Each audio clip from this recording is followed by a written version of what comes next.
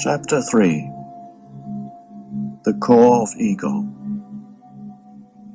Most people are so completely identified with the voice in the head, the incessant stream of involuntary and compulsive thinking and the emotions that accompany it, that we may describe them as being possessed by their mind. As long as you are completely unaware of this, you take the thinker to be who you are. This is the egoic mind. We call it egoic because there is a sense of self, of I, ego, in every thought, every memory, every interpretation, opinion, viewpoint, reaction, emotion. This is unconsciousness, spiritually speaking. Your thinking, the content of your mind, is of course conditioned by the past, your upbringing, culture, family background, and so on. The central core of all your mind activity consists of certain repetitive and persistent thoughts, emotions, and reactive patterns that you identify with most strongly. This entity is the ego itself. In most cases, when you say I, it is the ego speaking, not you, as we've seen. It consists of thought and emotion, of a bundle of memories you identify with as me and my story, of habitual roles you play without knowing it, of collective identifications such as nationality, religion, race, social class, or political allegiance. It also contains personal identifications, not only with possessions, but also with opinions, external appearance, long-standing resentments, or concepts of yourself as better than or not as good as others, as a success or failure. The content of the ego varies from person to person, but in every ego the same structure operates. In other words, egos only differ on the surface. Deep down, they are all the same. In what way are they the same? They live on identification and separation. When you live through the mind-made self comprised of thought and emotion that is the ego, the basis for your identity is precarious because thought and emotion are by their very nature ephemeral, fleeting. So every ego is continuously struggling for survival, trying to protect and enlarge itself. To uphold the I thought, it needs the opposite thought of the other. The conceptual I cannot survive without the conceptual other. The others are most other when I see them as my enemies. At one end of the scale of this unconscious egoic pattern lies the egoic compulsive habit of fault-finding and complaining about others. Jesus referred to it when he said, "Why do you see the speck that is in your brother's eye, but do not notice the log that is in your own eye?" At the other end of the scale, there is physical violence between individuals and warfare between nations. In the Bible, Jesus' question remains unanswered, but the answer is, of course, because when I criticize or condemn another, it makes me feel bigger, superior. Complaining and resentment. Complaining is one of the ego's favorite strategies for strengthening itself. Every complaint is a little story the mind makes up that you completely believe in. Whether you complain aloud or only in thought makes no difference. Some egos that perhaps don't have much else to identify with easily survive on complaining alone. When you are in the grip of such an ego, complaining, especially about other people, is habitual and of course unconscious, which means you don't know what you're doing. Applying negative mental labels to people either to their face or more commonly when you speak about them to others, or even just think about them, is often part of this pattern. Name-calling is the crudest form of such labeling and of the ego's need to be right and triumph over others. Jerk, bastard, bitch, all definitive pronouncements that you can't argue with. On the next level down on the scale of unconsciousness, you have shouting and screaming, and not much below that, physical violence. Resentment is the emotion that goes with complaining and the mental labeling of people and adds even more energy to the ego. Resentment means to feel bitter, indignant, aggrieved, or offended. You resent other people's greed, their dishonesty, their lack of integrity, what they are doing, what they did in the past, what they said, what they failed to do, what they should or shouldn't have done. The ego loves it. Instead of overlooking unconsciousness in others, you make it into their identity. Who is doing that? The unconsciousness in you, the ego. Sometimes the fault that you perceive in another isn't even there. It is a total misinterpretation, a projection by a mind conditioned to see enemies and to make itself right or superior. At other times, the fault may be there, but by focusing on it, sometimes to the exclusion of everything else, you amplify it. And what you react to in another, you strengthen in yourself. Non-reaction to the ego in others is one of the most effective ways not only of going beyond ego in yourself, but also of dissolving the collective human ego.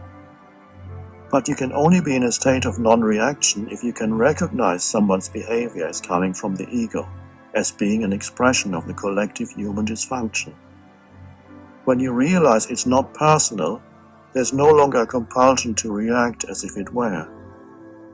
By not reacting to the ego, you will often be able to bring out the sanity in others, which is the unconditioned consciousness as opposed to the conditioned.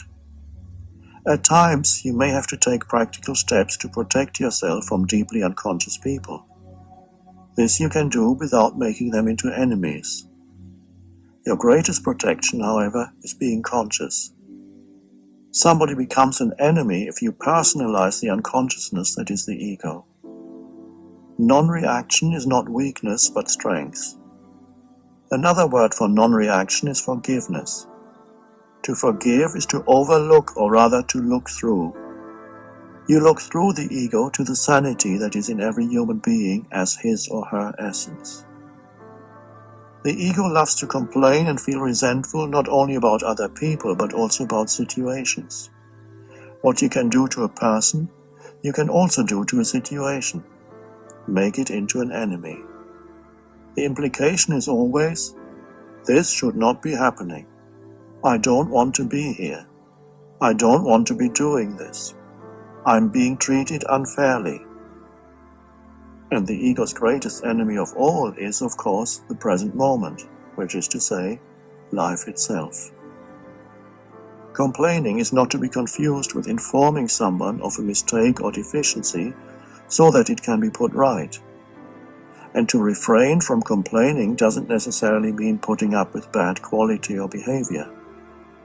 There's no ego in telling the waiter that your soup is cold and needs to be heated up, if you stick to the facts, which are always neutral. How dare you serve me cold soup? That's complaining.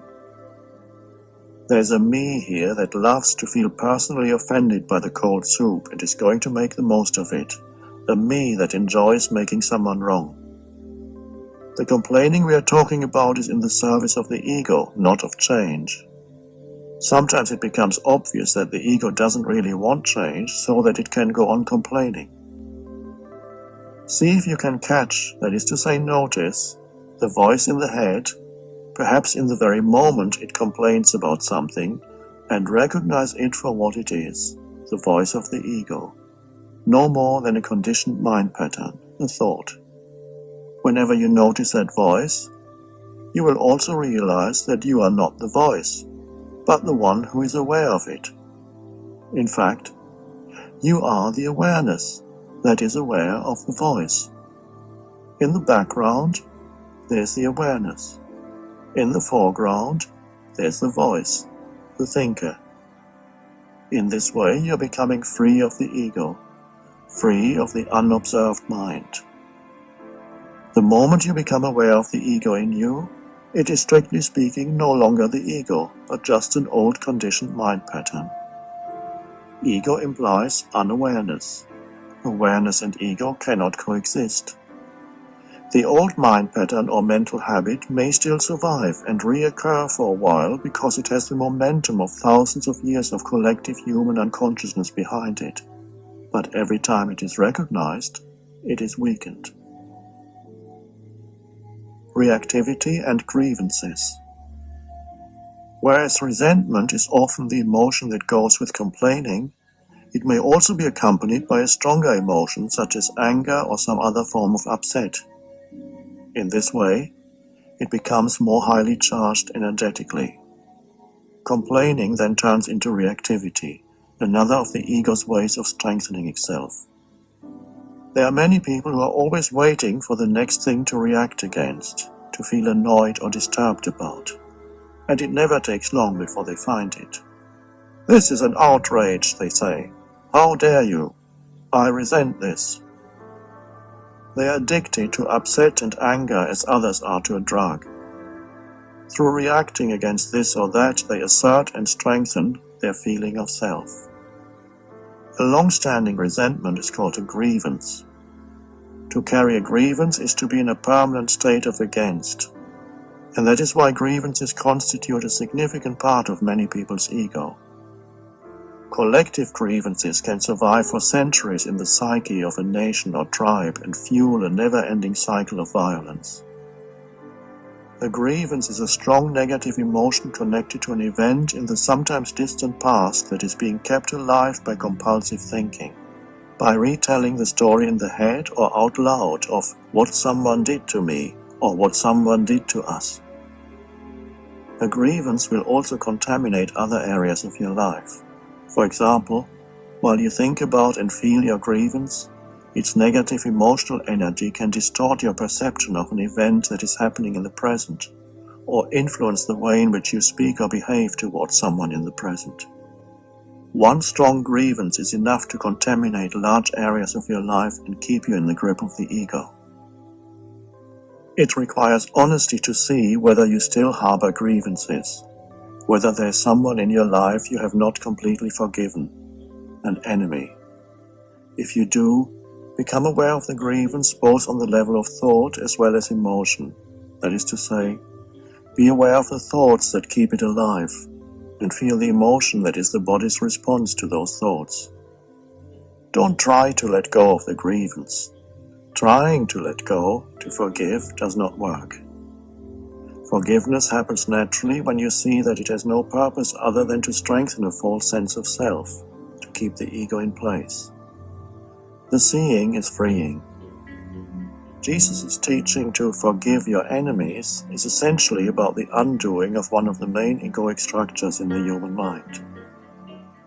The past has no power to stop you from being present now. Only your grievance about the past can do that. And what is a grievance?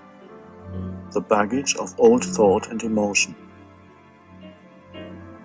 Being right, making wrong. Complaining as well as fault-finding and reactivity strengthen the ego's sense of boundary and separateness on which its survival depends. But they also strengthen the ego in another way by giving it a feeling of superiority on which it thrives. It may not be immediately apparent how complaining, say about a traffic jam, about politicians, about the greedy wealthy or the lazy unemployed, or your colleagues or ex-spouse, men or women, can give you a sense of superiority. Here's why. When you complain, by implication you are right, and the person or situation you complain about or react against is wrong. There's nothing that strengthens the ego more than being right. Being right is identification with a mental position, a perspective, an opinion, a judgment, a story. For you to be right, of course, you need someone else to be wrong. And so the ego loves to make wrong in order to be right. In other words, you need to make others wrong in order to get a stronger sense of who you are. Not only a person, but also a situation can be made wrong through complaining and reactivity, which always implies that this should not be happening. Being right places you in a position of imagined moral superiority in relation to the person or situation that is being judged and found wanting. It is that sense of superiority the ego craves and through which it enhances itself. In defense of an illusion. Facts undoubtedly exist. If you say, light travels faster than sound, and someone else says the opposite is the case, you are obviously right and he is wrong. The simple observation that lightning precedes thunder could confirm this. So not only are you right, but you know you're right. Is there any ego involved in this? Possibly, but not necessarily. If you're simply stating what you know to be true, the ego is not involved at all, because there's no identification. Identification with what? With mind and a mental position. Such identification, however, can easily creep in. If you find yourself saying, "Believe me, I know," or "Why do you never believe me?" then the ego has already crept in. It is hiding in the little word me. The simple statement, "Light is faster than sound, although true," is now in the service of illusion, of ego. It has become contaminated with a false sense of I. It has become personalized, turned into a mental position. The I feels diminished or offended because somebody doesn't believe what I said. Ego takes everything personally. Emotion arises, defensiveness, perhaps even aggression. Are you defending the truth? No. The truth, in any case, needs no defense. The light or sound does not care about what you or anybody else thinks. You are defending yourself, or rather the illusion of yourself, the mind-made substitute. It would be even more accurate to say that the illusion is defending itself. If even the simple and straightforward realm of facts can lend itself to egoic distortion and illusion, how much more so the less tangible realm of opinions, viewpoints and judgments, all of them thought forms that can easily become infused with a sense of I. Every ego confuses opinions and viewpoints with facts. Furthermore, it cannot tell the difference between an event and its reaction to that event. Every ego is a master of selective perception and distorted interpretation. Only through awareness, not through thinking, can you differentiate between fact and opinion. Only through awareness are you able to see, there's the situation, and here's the anger I feel about it, and then realize there are other ways of approaching the situation, other ways of seeing it and dealing with it. Only through awareness can you see the totality of the situation or person instead of adopting one limited perspective. Truth, relative or absolute. Beyond the realm of simple and verifiable facts, the certainty that I am right and you are wrong is a dangerous thing in personal relationships as well as in interactions between nations, tribes, religions, and so on. But if the belief I am right, you are wrong is one of the ways in which the ego strengthens itself, if making yourself right and others wrong is a mental dysfunction that perpetuates separation and conflict between human beings, does that mean there's no such thing as right or wrong behavior, action or belief? And wouldn't that be the moral relativism that some contemporary Christian teachings see as the great evil of our times? The history of Christianity is of course a prime example of how the belief that you are in sole possession of the truth, that is to say right, can corrupt your actions and behavior to the point of insanity. For centuries, torturing and burning people alive if their opinion diverged even in the slightest from church doctrine or narrow interpretations of scripture, the truth, was considered right because the victims were wrong. They were so wrong that they needed to be killed. The truth was considered more important than human life. And what was the truth? A story you had to believe in, which means a bundle of thoughts. The 1 million people that mad dictator Pol Pot of Cambodia ordered killed included everybody who wore glasses. Why? To him, the Marxist interpretation of history was the absolute truth, and according to his version of it, those who wore glasses belonged to the educated class, the bourgeoisie, the exploiters of the peasants. They needed to be eliminated to make room for a new social order. His truth also was a bundle of thoughts. The Catholic and other churches are actually correct when they identify relativism, the belief that there is no absolute truth to guide human behavior, as one of the evils of our times. But you won't find absolute truth if you look for it where it cannot be found, in doctrines, ideologies, sets of rules, or stories. What do all of these have in common? They are made up of thought. Thought can at best point to the truth, but it never is the truth. That's why Buddhists say, the finger pointing to the moon is not the moon. All religions are equally false and equally true, depending on how you use them. You can use them in the service of the ego, or you can use them in the service of the truth.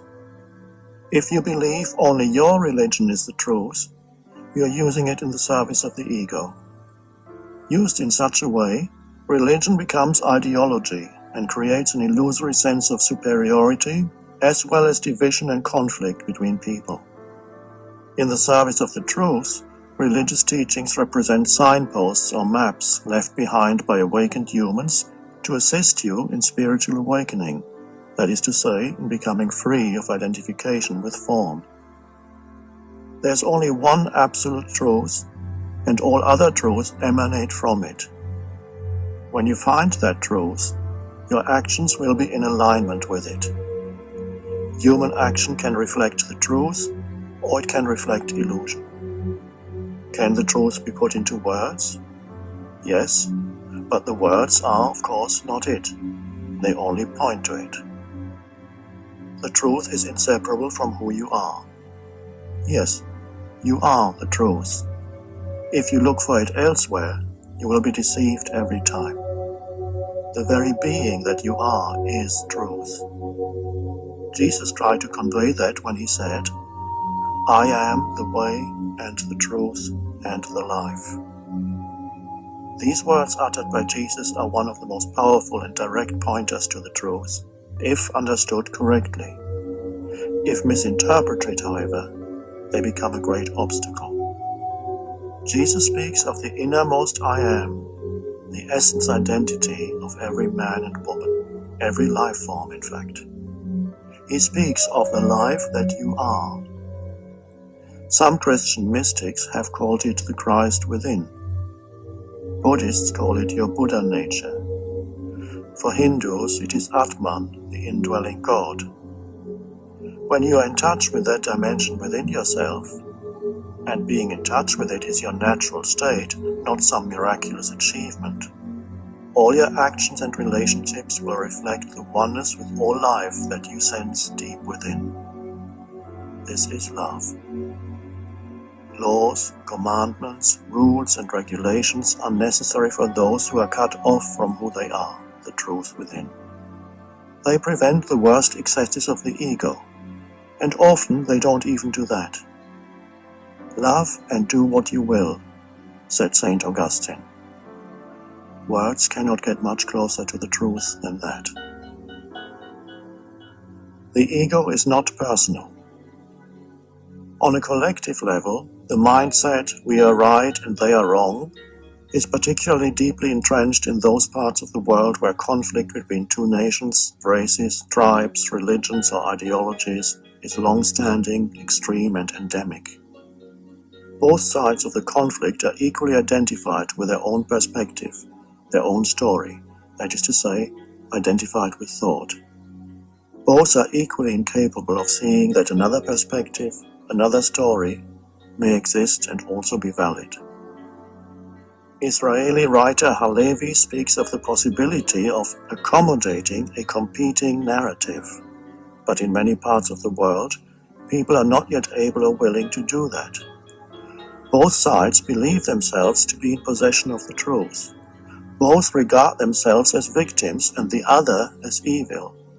And because they have conceptualized and thereby dehumanized the other as the enemy, they can kill and inflict all kinds of violence on the other, even on children, without feeling their humanity and suffering.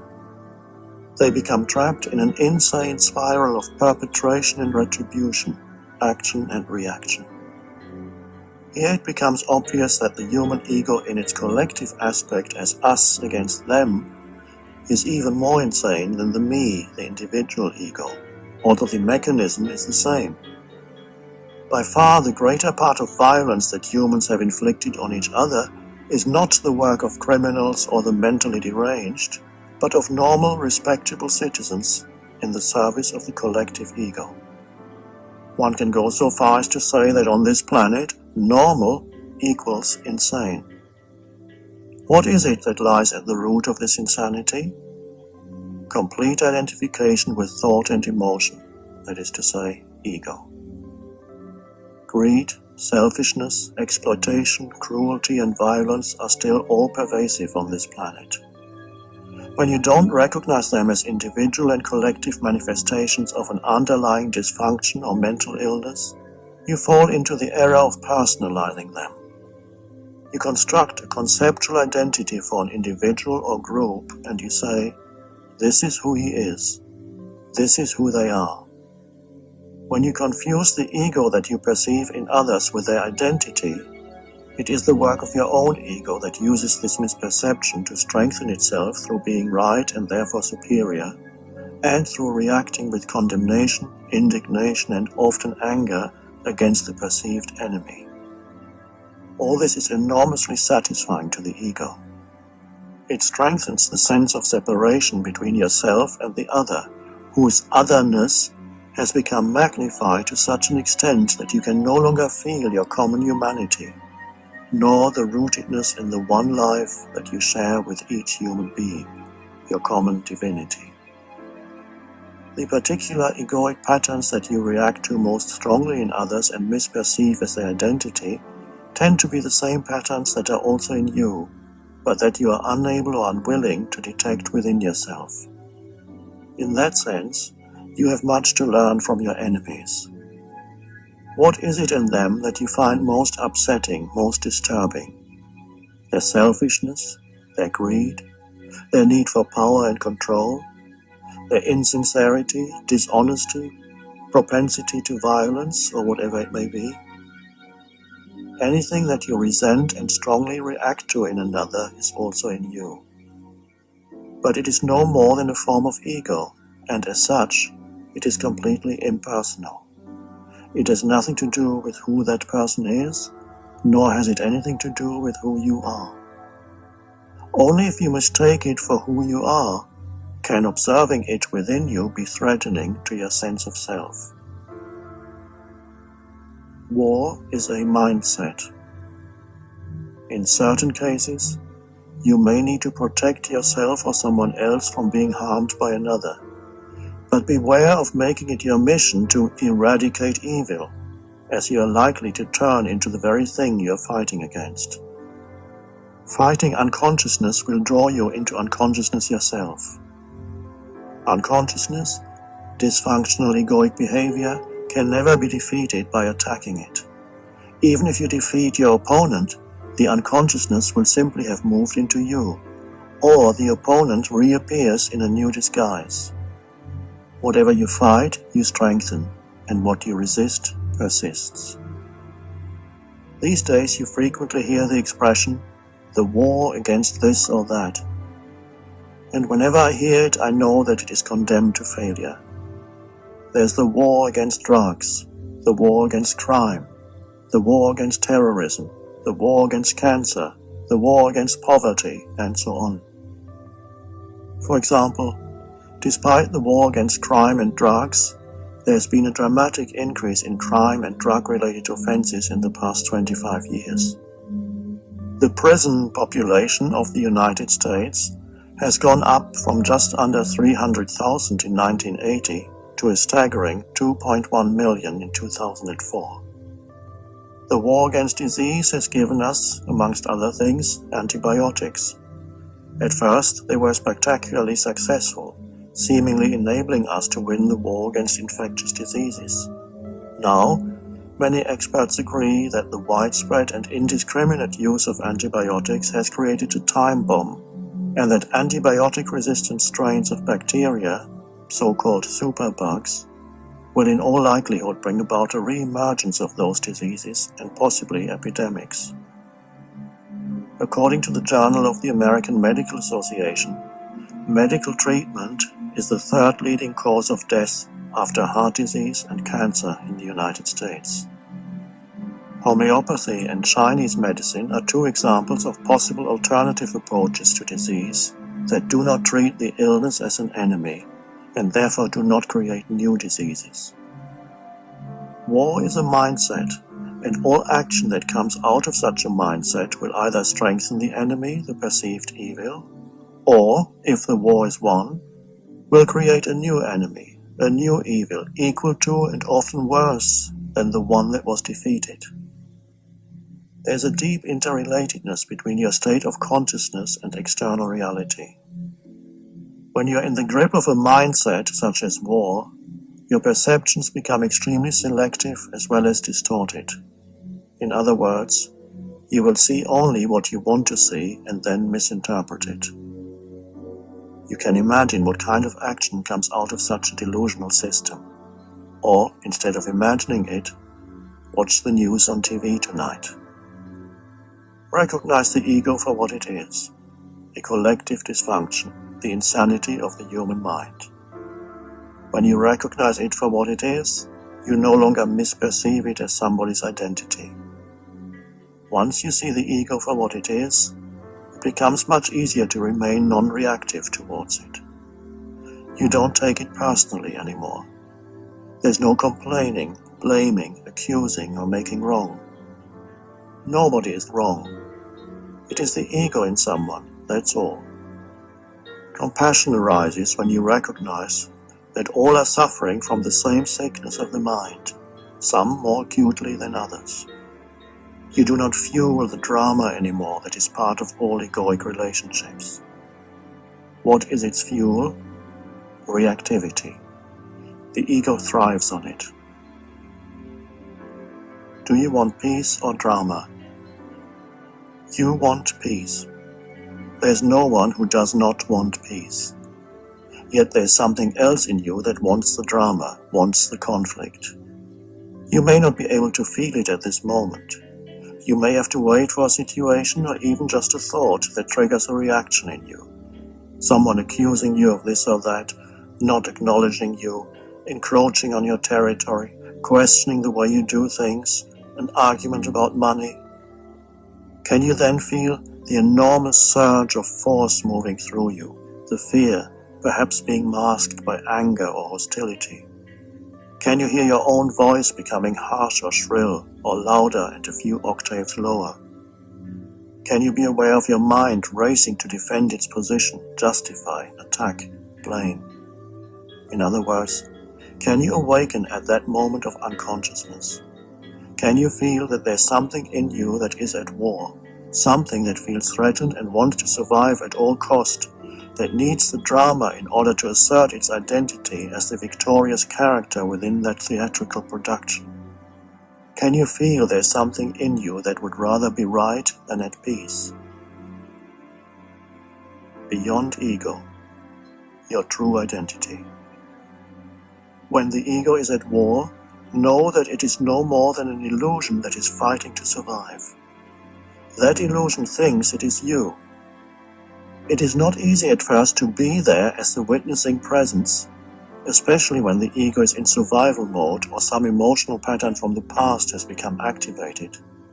But once you've had a taste of it, you will grow in presence power, and the ego will lose its grip on you. And so a power comes into your life that is far greater than the ego, greater than the mind. All that is required to become free of the ego is to be aware of it, since awareness and ego are incompatible. Awareness is the power that is concealed within the present moment. This is why we may also call it presence. The ultimate purpose of human existence, which is to say your purpose, is to bring that power into this world. And this is also why becoming free of the ego cannot be made into a goal to be attained at some point in the future. Only presence can free you of the ego, and you can only be present now, not yesterday or tomorrow.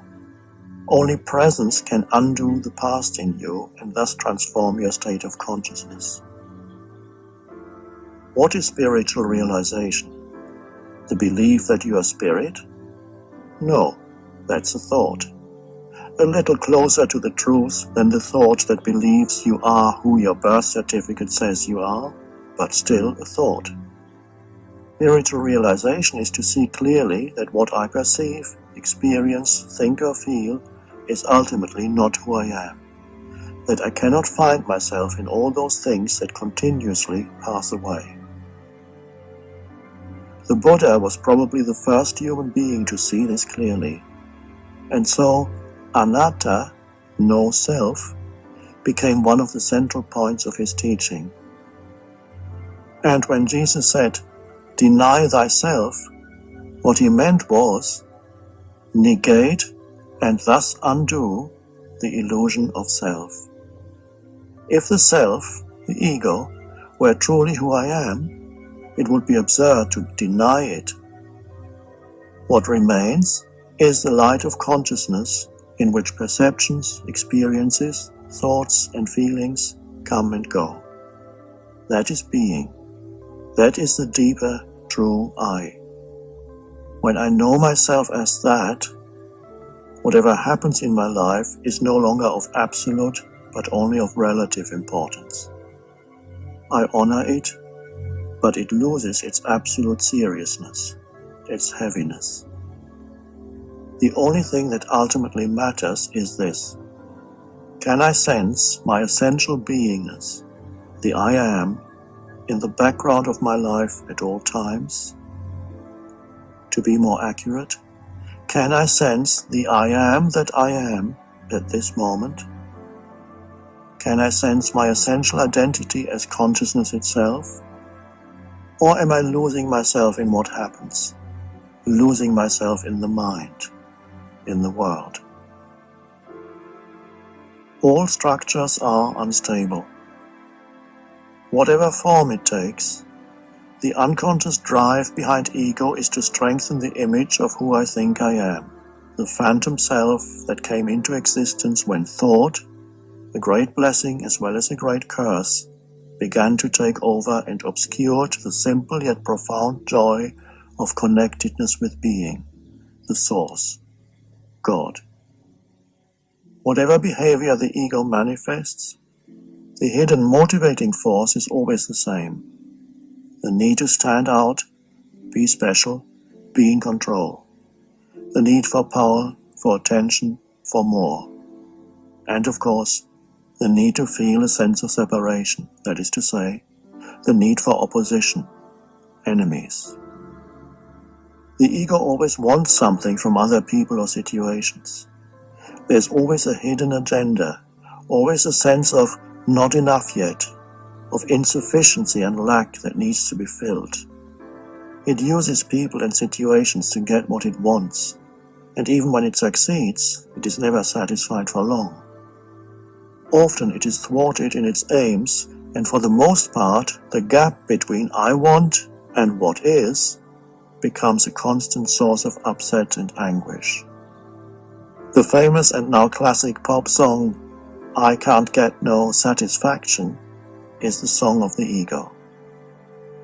The underlying emotion that governs all the activity of the ego is fear. The fear of being nobody, the fear of non-existence, the fear of death. All its activities are ultimately designed to eliminate this fear, but the most the ego can ever do is to cover it up temporarily with an intimate relationship, a new possession, or winning at this or that. Illusion will never satisfy you. Only the truth of who you are, if realized, will set you free. Why fear? Because the ego arises by identification with form, and deep down it knows that no forms are permanent, that they are all fleeting. So there's always a sense of insecurity around the ego, even if on the outside it appears confident. As I was walking with a friend through a beautiful nature reserve near Malibu in California, we came upon the ruins of what had been once a country house, destroyed by fire several decades ago. As we approached the property, long overgrown with trees and all kinds of magnificent plants, there was a sign by the side of the trail put there by the park authorities. It read, "Danger. All structures are unstable." I said to my friend, "That's a profound sutra, sacred scripture." And we stood there in awe. Once you realize and accept that all structures, all forms are unstable, even the seemingly solid material ones, peace arises within you. This is because the recognition of the impermanence of all forms awakens you to the dimension of the formless within yourself, that which is beyond death. Jesus called it eternal life. End of Disc 2. The ego's need to feel superior. There are many subtle but easily overlooked forms of ego that you may observe in other people and, more important, in yourself. Remember, the moment you become aware of the ego in yourself, that emerging awareness is who you are beyond ego, the deeper I. The recognition of the false is already the arising of the real. For example, you are about to tell someone the news of what happened. Guess what? You don't know yet? Let me tell you. If you're alert enough, present enough, you may be able to detect a momentary sense of satisfaction within yourself just before imparting the news, even if it is bad news. It is due to the fact that for a brief moment there is, in the eyes of the ego, an imbalance in your favor between you and the other person. For that brief moment, you know more than the other. The satisfaction that you feel is of the ego, and it is derived from feeling a stronger sense of self relative to the other person. Even if he or she is the president or the pope, you feel superior in that moment because you know more. Many people are addicted to gossiping partly for this reason. In addition, gossiping often carries an element of malicious criticism and judgment of others, and so it also strengthens the ego through the implied but imagined moral superiority that is there whenever you apply a negative judgment to anyone. If someone has more, knows more, or can do more than I, the ego feels threatened because the feeling of less diminishes its imagined sense of self relative to the other. It may then try to restore itself by somehow diminishing, criticizing, or belittling the value of the other person's possessions, knowledge, or abilities. Or the ego may shift its strategy, and instead of competing with the other person, it will enhance itself by association with that person if he or she is important in the eyes of others. Ego and fame. The well-known phenomenon of name-dropping, the casual mention of who you know, is part of the ego's strategy of gaining a superior identity in the eyes of others and therefore in its own eyes through association with someone important. The pain of being famous in this world is that who you are becomes totally obscured by a collective mental image. Most people you meet want to enhance their identity, the mental image of who they are, through association with you. They themselves may not know that they are not interested in you at all, but only in strengthening their ultimately fictitious sense of self. They believe that through you they can be more. They are looking to complete themselves through you, or rather through the mental image they have of you as a famous person, a larger-than-life collective conceptual identity. The absurd overvaluation of fame is just one of the many manifestations of egoic madness in our world. Some famous people fall into the same error and identify with the collective fiction, the image people and the media have created of them, and they begin to actually see themselves as superior to ordinary mortals. As a result, they become more and more alienated from themselves and others, more and more unhappy, more and more dependent on their continuing popularity. Surrounded only by people who feed their inflated self-image, they become incapable of genuine relationships. Albert Einstein, who was admired as almost superhuman and whose fate it was to become one of the most famous people on the planet, never identified with the image the collective mind had created of him. He remained humble, egoless. In fact, he spoke of a grotesque contradiction between what people consider to be my achievements and abilities and the reality of who I am and what I am capable of. This is why it is hard for a famous person to be in genuine relationship with others. The genuine relationship is one that is not dominated by the ego with its image-making and self-seeking. In a genuine relationship, there's an outward flow of open, alert attention towards the other person, in which there is no wanting whatsoever. That alert attention is presence. It is the prerequisite for any authentic relationship. The ego always either wants something, or if it believes there is nothing to get from the other, it is in a state of utter indifference. It doesn't care about you.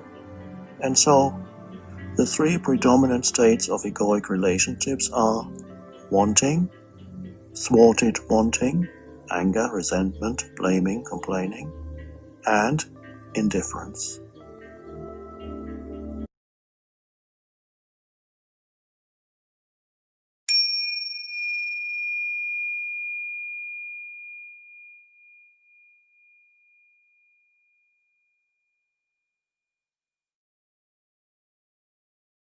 End of chapter 3.